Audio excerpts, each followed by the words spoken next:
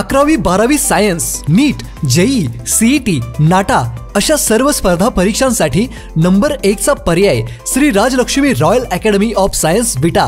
इथे मिळतो number 1 result, number 1 teaching quality, 3D animated video lectures, live organ biology workshop, number 1 infrastructure, AC, digital classroom, library, study room, expert lectures from various fields, educational tours, exclusive workshops for personality development, Olympiad exam, foundation course, NEET, JEE, CET अशा एक्झाम्स मध्ये अव्वल येणाऱ्या अकॅडमीच्या विद्यार्थ्यांना मिळते लाखो रुपयांची scholarship. आपल्या पाल्याच्या उज्ज्वल भविष्यासाठी आजच प्रवेश निश्चित करा। मसाल्यांची भूमी म्हणून प्रसिद्ध असलेल्या केरळ राज्यातील प्रमुख उत्पादकांकडून निवडलेल्या अनेक मसाल्यांचे दालन आता विट्यात सुरू होत आहे। तुमच्या पहिल्या खरेदीवर मिळणार 20% एवढी विशेष सूट। श्री जय भवानी स्पाइसेस नावाने केरळच्या अस्सल मसाल्यांचे दालन आता विट्यात सुरू होत आहे।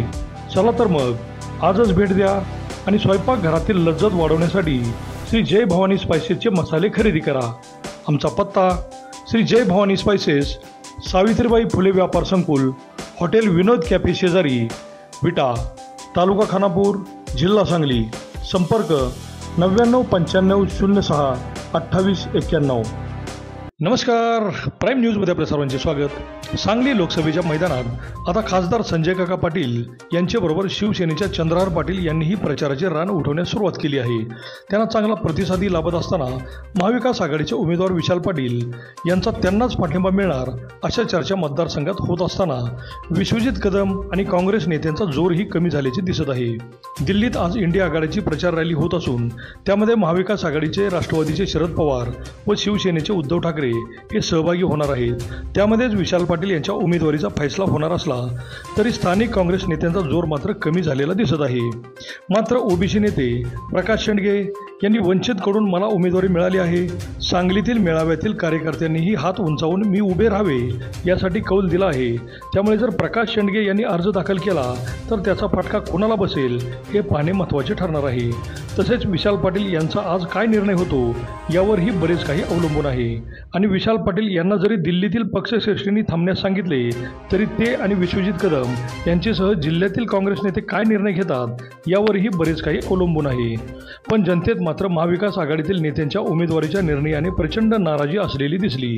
सुरुवातीला शिवसेनेच्या वतीने उद्धव ठाकरे यांनी चंद्रहार पाटील यांची उमेदवारी जाहीर केल्यावर काँग्रेस नेत्यांनी आपला निर्णय ताबडतोब का घेतला नाही आणि महाविकास आघाडीतील नेत्यांनी एकत्र बसून जर चंद्रहार पाटील यांना मैदानात उतरवले असले तर विशाल पाटील यांनी मी ही लढणारच अशी भूमिका का घेतली यावरून महाविकास आघाडीतील नेत्यांमध्ये मेळ नसल्याचेच दिसते। याउलट भाजपाने संजय काका पाटील यांना मैदानात उतरवून महायुतीत एकी असल्याचे दाखवून दिले आहे। त्यामुळे महाविकास आघाडीचे कार्यकर्ते मात्र पोषक वातावरण असूनही वरिष्ठ नेत्यांबद्दल उघड नाराजी व्यक्त करताना दिसतात। त्यातच आता प्रकाश शेंडगे यांची एंट्री झाली तर मात्र कोणाला फायदा होणार आणि कोणाचा तोटा होणार हे पाहणे महत्त्वाचे ठरणार आहे। प्रकाश शेंडगे यांनीही या उमेदवारीवरून मोठी नाराजी व्यक्त करीत जोरदार टीका केल्याने सांगली लोकसभेचे वातावरण ढवळून निघाले एवढे मात्र नक्की। अभिजित शिंदे, प्राईम न्यूज, विटा। 50% आरक्षण जे आहे ते आम्हाला 1902 साली आम्हाला दिलेलं आहे। आता त्यांचे वारसदार त्या ठिकाणी उभे आहेत, त्या ठिकाणी आमचं कर्तव्य आहे, त्यांना ते निवडून आले पाहिजेत ही आमची भावना आहे, आमची भूमिका आहे। त्यामुळे आम्ही त्यांनाही पाठिंबा दिलेला आहे। आज त्यांचं माझं फोनवर बोलणं झालं आणि त्यांना सांगितलं की आमचं जे हे ओबीसीचं आरक्षण जे आहे, ह्या मावळ्यांचं आरक्षण जे आहे, या 18 पगड जमातीचं आरक्षण जे आहे ते धोक्यात आलेलं आहे आणि एक प्रस्थापित जमात जे आहे ते आरक्षण हिसकावून घेऊ पाहत आहे। त्यामुळे ह्या आरक्षणाचं संरक्षण करण्याची जबाबदारी जी आहे शाहू महाराजांचे वंशज म्हणून आपलीही जबाबदारी आहे आणि आपण ते निभवाल आणि आमचं आरक्षणाचं संरक्षण कराल अशी अपेक्षासुद्धा आम्ही शाहू महाराजांच्याकडे आम्ही व्यक्त केलेली आहे। जाहीर केलेला आहे, नेमका काय निर्णय झाला आणि कशा प्रकारची लढत असणार आहे? आज सांगलीमध्ये कार्यकर्त्यांचा मेळावा संपन्न झाला।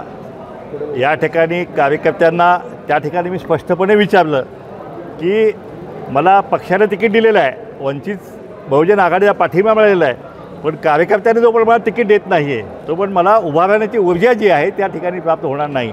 आणि म्हणून आज सगळ्या कार्यकर्त्यांनी अगदी हात उंचावून आणि मनापासून त्या ठिकाणी आज भावना व्यक्त केल्या किंवा अण्णा या ठिकाणी तुमच्या एवढं मोठं नेतृत्व जे आहे या जिल्ह्यामध्ये दुसरं कुठलं नाही आहे आणि जी लढत आपल्या माध्यमातून होईल दुसरं कुणापासून होणार नाही। मी त्या ठिकाणी हे विचारू माझ्यापेक्षा आणखीन कोणी तगडा उमेदवार तुमच्याकडे असेल तर त्यालासुद्धा आपण उभा करू शकता, त्याला आम्ही सगळं पाठिंबा देऊ शकतो. पण त्यावेळी सगळ्यांनी भावना व्यक्त केला की यावेळी मात्र अण्णा आपणच या ठिकाणी ओबीसीचे नेते आणि भटके नेते म्हणून आपण महाराष्ट्रामध्ये खूप मोठी चळवळ उभा केलेली आहे. आपल्या माध्यमातून सगळा हा समाज एक झालेला आहे.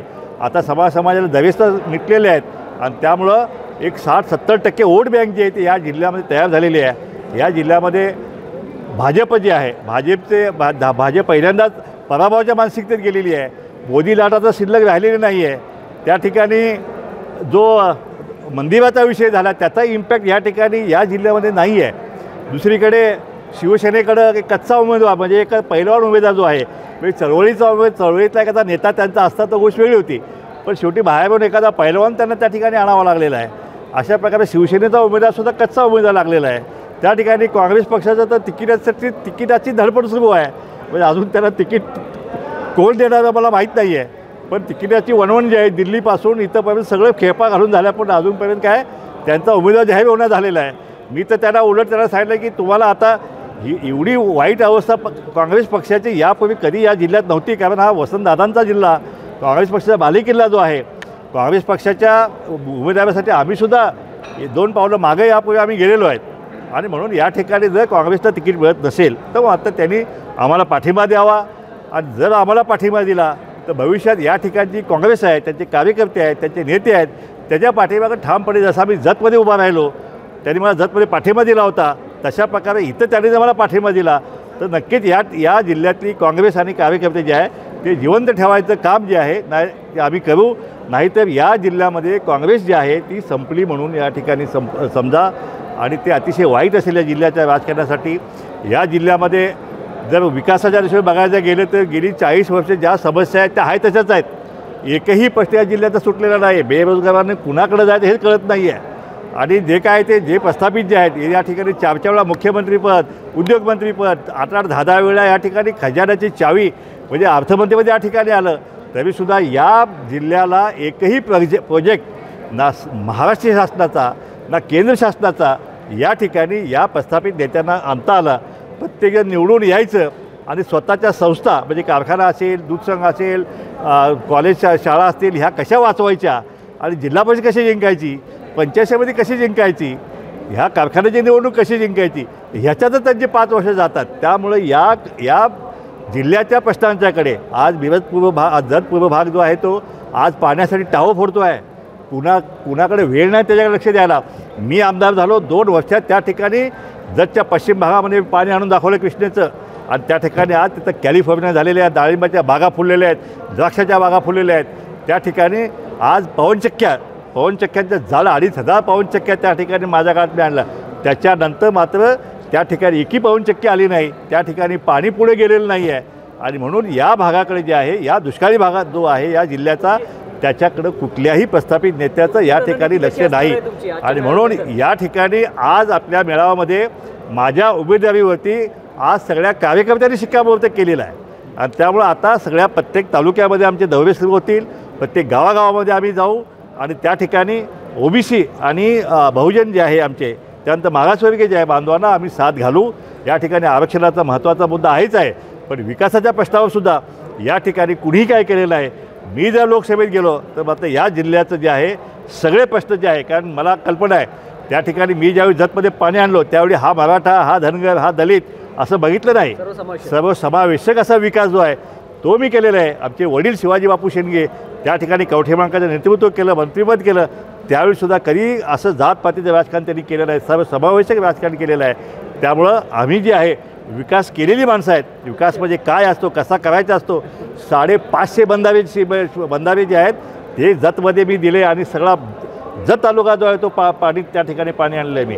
त्यामुळे विकास कसा करायचा असतो. शेतकऱ्यांचे प्रश्न आहेत, शेतकऱ्यांचे प्रश्न या ठिकाणी आहे तसेच आहेत. MSP विषयी कोण काय बोलत नाही आहे.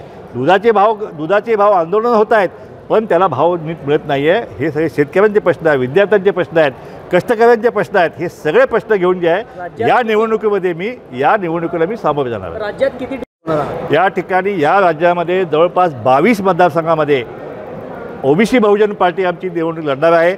उद्याला आमचा बारामतीचा उमेदवार जे आहे मोठा मेळावा आम्ही दौंडमध्ये घेतलेला आहे त्या ठिकाणी माळी समाजाचा आम्ही उमेदवार त्या ठिकाणी दिलेला आहे. नांदेडमध्ये आम्ही लिंगायत समाजाचा उमेदवार आम्ही दिलेला आहे. त्या ठिकाणी हिंगोलीमध्ये आम्ही धनगर समाजाचा उमेदवार आम्ही दिलेला आहे. परभणीमध्ये आम्ही धनगर समाज उमेदवार दिलेला आहे. काही ठिकाणी आम्ही 12 बोललो म्हणजे कुंभार समाजाचे उमेदवार आम्ही दिलेले आहेत. अशा प्रकारे सर्व जातीपातींना सोबत घेऊन या ठिकाणी या महाराष्ट्रामध्ये पुढील राजकीय क्रांती जी आहे ती आम्ही वंचितला सोबत घेऊन आम्ही केल्याशिवाय राहणार नाही.